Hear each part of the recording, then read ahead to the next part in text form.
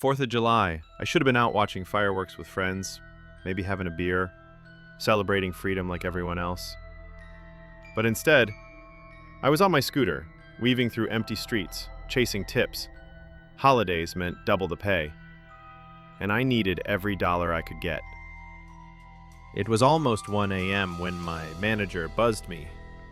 "One last order," he said. "A big one." I groaned, but agreed. One more delivery couldn't hurt. The address popped up on my phone. My gut twisted. It was in the hills, way out where houses were few and the forest pressed close around narrow roads. Still, the money was worth it. I zipped up my jacket and headed into the hills. Soon, streetlights vanished behind me. My scooter's headlight became the only thing slicing through the black. The forest swallowed the road. Every rustle in the trees felt like someone watching. Then, out of nowhere, someone appeared in my headlight. I yelped and slammed the brakes. Standing dead center in the road was a woman in a long black dress, pale skin, tangled hair, hollow eyes. She looked about 30, and she was staring straight at me, her face twisted into something between sorrow and hate. I shouted, "Hey! Are you okay? Why are you out here?" She didn't answer. Didn't even blink. A cold shiver ran down my spine. "Screw this," I muttered. I jerked the handlebars and rode around her, glancing back just once. She hadn't moved an inch, just kept staring. Finally, I reached the house. Or what was left of it. Wood sagged. Paint peeled in long strips. No lights burned inside. Windows were boarded or shattered. The place looked abandoned. A chill crawled across my shoulders, even though sweat dripped down my neck. But I was determined. Tip money was tip money. I parked the scooter, grabbed the pizza boxes, and tiptoed up the creaking porch steps. I pressed the doorbell. No sound came from inside. I rang it again.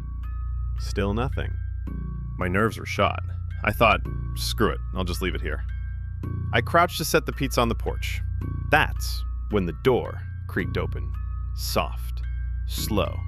It swung back just a few inches, as though inviting me in. Pizza delivery?" I called. No answer. I hesitated, then stepped inside. The smell hit me first. Dust, damp wood, something faintly sweet and rotting. Cobwebs hung from the ceiling like curtains. Moonlight filtered through cracks in the boards, painting pale stripes across peeling wallpaper. "Hello?" I tried again. No answer. Then, movement. A blur shot across the hallway in front of me.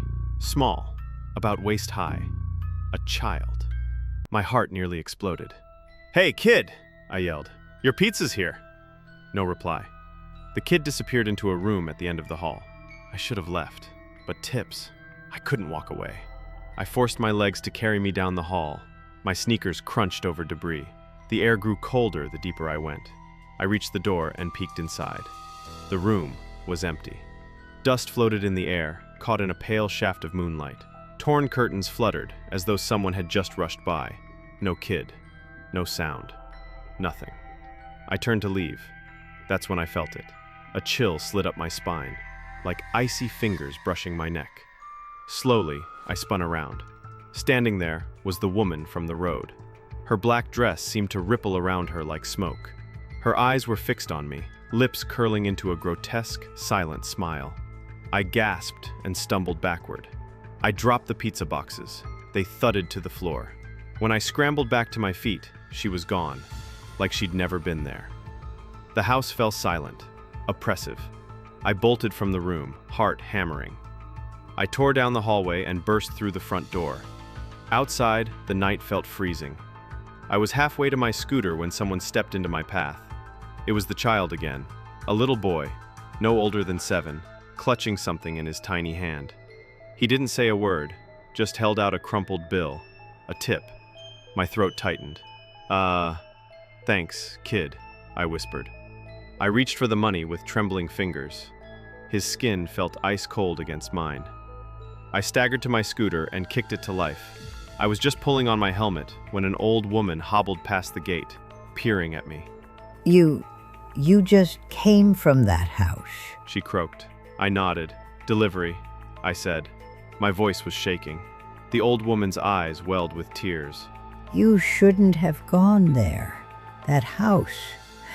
It burned down a year ago. A mother and her little boy died inside. I froze.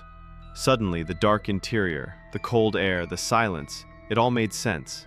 The woman in black, the child running through empty halls.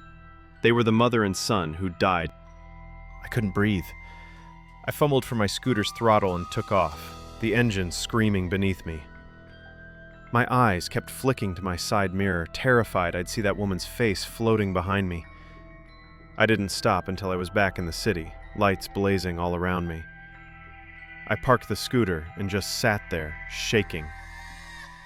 The old woman's words echoed in my skull. Had the ghostly mother smiled? Because I'd finally delivered the pizza her son wanted? I pulled the crumpled bill from my pocket. It felt damp, cold. When I smoothed it out under a streetlight, my stomach flipped. It was charred along the edges.